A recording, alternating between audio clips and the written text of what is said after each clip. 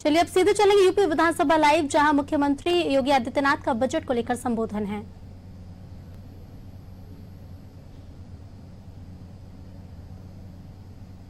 कहा कि समाजवादी पार्टी ने, मैं कभी कभी बहुत अच्छे महापुरुष इसमें पैदा हुए, आचार्य नरेंद्र देव का कौन नहीं सम्मान करता है, जयप्रकाश का सम्मान कौन नहीं करता है, डॉक्टर लोहिया का सम्मान कौन नहीं करता है, चंद्रशेखर, मैं गाली नहीं देता तो कल हाथरस में भी साबित हुआ है। कल सोशल मीडिया में दिन भर चल रहा था कि टोपी वाला कौन, ये हाथरस की घटना ने कल इस टोपी के बारे को, इस टोपी को फिर से कलघरे में खड़ा किया है।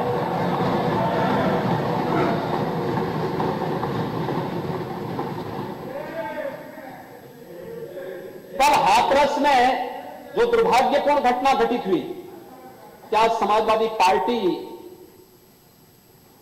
का उस अपराधी से कोई संबंध नहीं है क्या?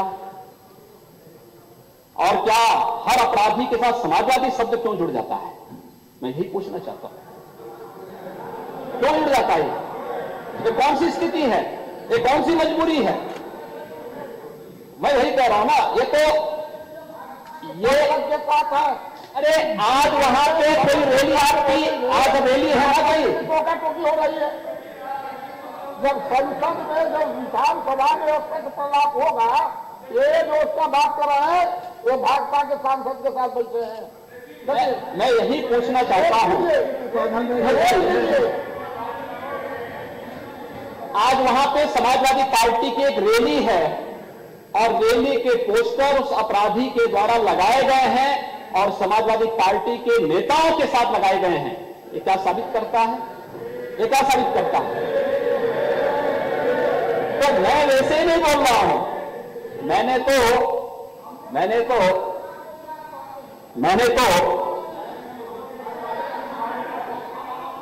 तो इसीलिए मैं कह रहा हूं ना कि मैंने तो उस एक मासूम बच्चे की, आप सुनिए ना, तो देखिए मैं किसी को मजबूर नहीं कर रहा,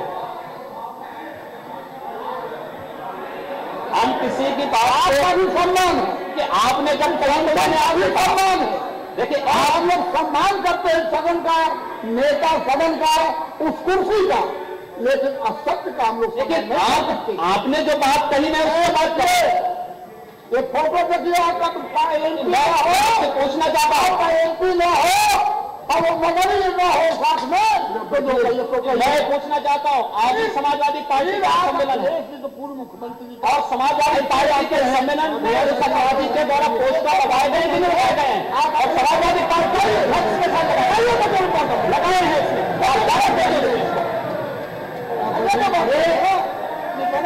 सम्मान हम लोग करते हैं, तो सम्मान को हम लोग बरकरार कर लीजिए।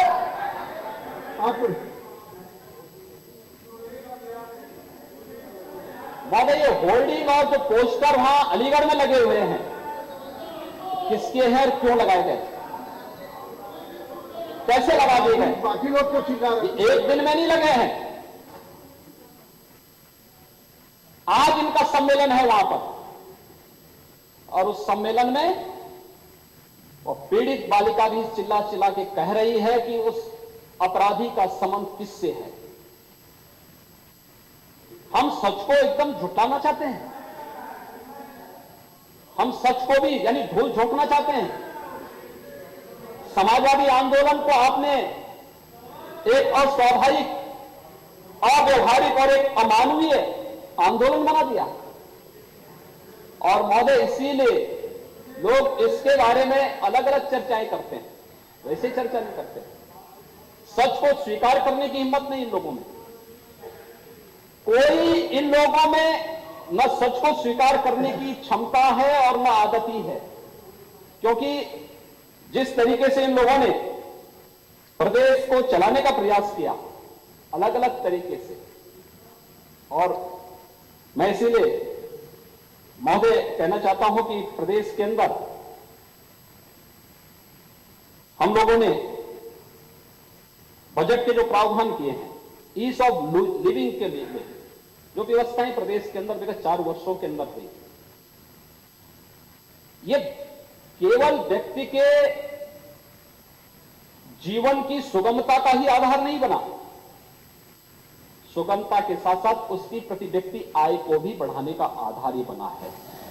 आवास के माध्यम से, विद्युत के कनेक्शन के माध्यम से, या फिर उसको राशन की पोर्टेबिलिटी की सुविधा देने के माध्यम से, आयुष्मान भारत में 5 लाख रुपए की स्वास्थ्य बीमा का कवर देने के माध्यम से, या फिर किसी भी फील्ड में हो, या इंफ्रास्ट्रक्चर डेवलपमेंट को लेकर के भी हर एक व्यक्ति को आशंका थी। उत्तर प्रदेश कोरोना के दौरान इतनी बड़ी संख्या में माइग्रेंट लेबर आएंगे, क्या होगा इनका?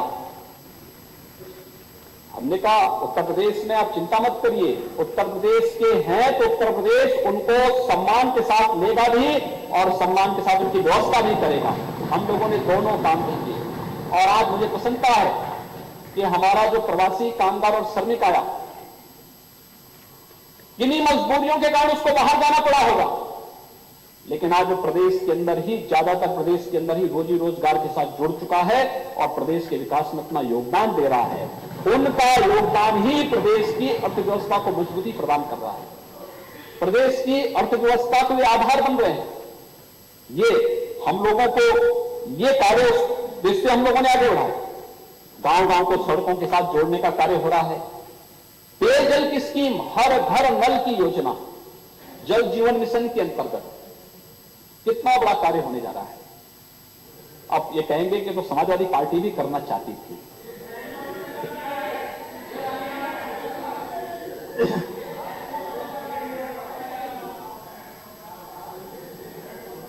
है देखो आ रहा हूं ना, ये टिप्पणी थी। देखिए एक बात बताऊं मैं, 1947 से लेकर 2017 तक प्रदेश में केवल 2% से कम लोगों को हर घर नल की योजना के साथ जोड़ा गया था ग्रामीण क्षेत्र में, और 2017 से लेकर के अब तक हम उसको 10% तक पहुंचा चुके हैं। और याद करना, मैं इसको बोल रहा हूं, 1 साल के अंदर हम चुनाव में जाने जा रहे हैं, अगले 9 महीने के अंदर हमें चुनाव में जाना है।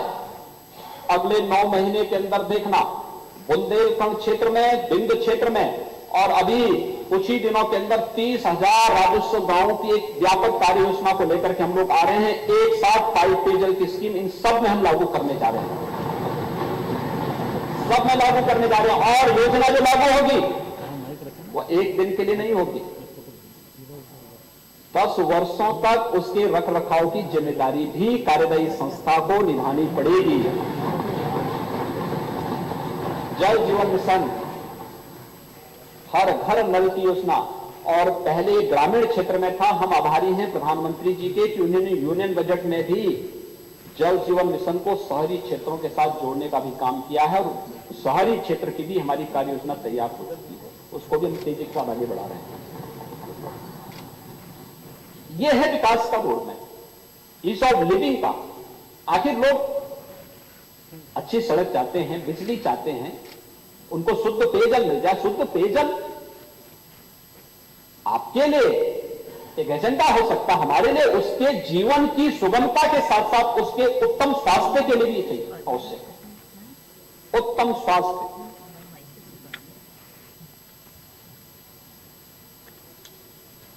नेता प्रतिपक्ष भी और आप भी पूर्वी उत्तर प्रदेश से आते हैं, और पूर्वी उत्तर प्रदेश में इंसेफ्लाइटिस की बीमारी के बारे में आप सब जानते हैं।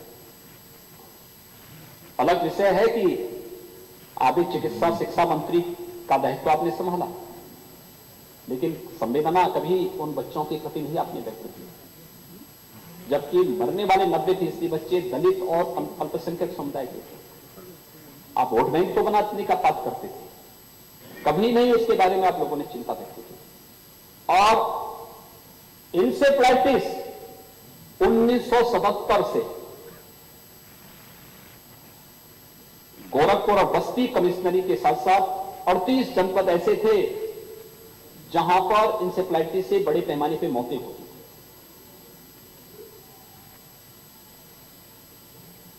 उस पे हम 1998 में पहली बार मैं सांसद बना था, हम लोगों ने इसके लिए कार्यक्रम प्रारंभ किए, आंदोलन किए, संसद में मैंने कई बार इस मुद्दे को रखा और मुझे लगता है हर संसद के सत्र में मैं इस मुद्दे को रखता भी था। हम लोगों ने इस पर व्यापक रूप से सरकार के संज्ञान में इन सब बातों को रखने का प्रयास भी किया, लेकिन महोदय इंसेफ्लाइटिस की समस्या का समाधान करने में आज हम सफल हुए हैं और 95% मौतों को रोकने में हमें सफलता प्राप्त हुई है। 2 योजनाओं में उसने बहुत बड़ी भूमिका का निर्वहन किया। एक, स्वच्छ भारत मिशन, हर घर तक शौचालय पहुंचाने का कार्य है। इज्जत घर उसका नाम ही रखा गया। ये उस व्यक्ति, उस परिवार की, महिला की गरिमा की रक्षा का भी आधार बना, लेकिन साथ साथ एक गरीब के स्वास्थ्य को भी आरोग्यता प्रदान करने का भी एक आधार बना है। और स्वच्छ भारत मिशन में हम लोगों ने दोनों को फोकस किया था, स्वच्छता को भी किया था और साथ साथ शुद्ध पेयजल को भी आधार बनाया था। अंतर विभागीय समन्वय उसी का आधार है और उस कार्यक्रम को हम लोगों ने इसी रूप में आगे बढ़ाने का काम किया। ये काम पिछली सरकारें भी कर सकती है, लेकिन जब गरीब के लिए सोच हो तब ना, जब गरीब के बारे में कोई एजेंडा हो तब ना। इन 40 लाख गरीबों को पहले भी आवास मिल सकता था।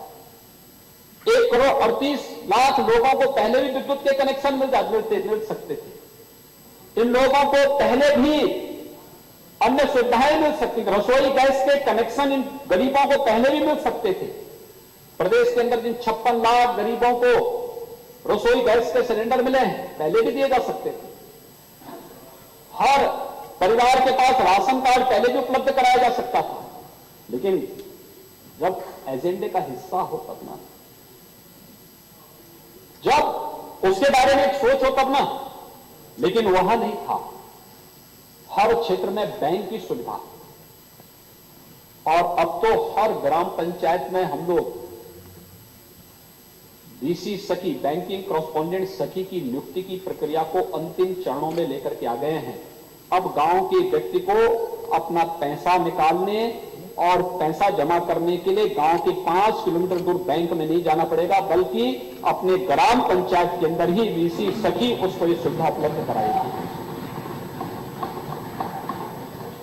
ये सभी कार्य ईज ऑफ लिविंग में है। हर व्यक्ति के जीवन, यानी केवल व्यवसाय की ही सुगमता नहीं होगी, बल्कि हर व्यक्ति को जीवन की सुगमता के साथ जोड़ने का काम भी, ईज ऑफ लिविंग के साथ भी जोड़ने का काम हम करेंगे। और ईज ऑफ लिविंग का आधार है 2021-22 का यह प्रदेश सरकार का यह बजट, जिसको हमारे वित्त मंत्री जी ने यहां पर प्रस्तुत किया। महोदय, किसानों के बारे में बड़ी चर्चा होती है और बहुत चर्चा पहले दिन से हम लोग सुन रहे हैं, और अलग अलग चीजें, अलग अलग बातें। मैं सोचता था कि नेता प्रतिपक्ष इस दौरान हमें हो सकता है इस रन के दौरान राम रतन का हलवा खिला ही देंगे, लेकिन लगता है कि खिलाने की उनकी आदत है नहीं। मैंने सुना एक बार उन्होंने खन्ना जी को, मैंने खन्ना जी से कहा था, मैंने कहा आप संसदीय कार्य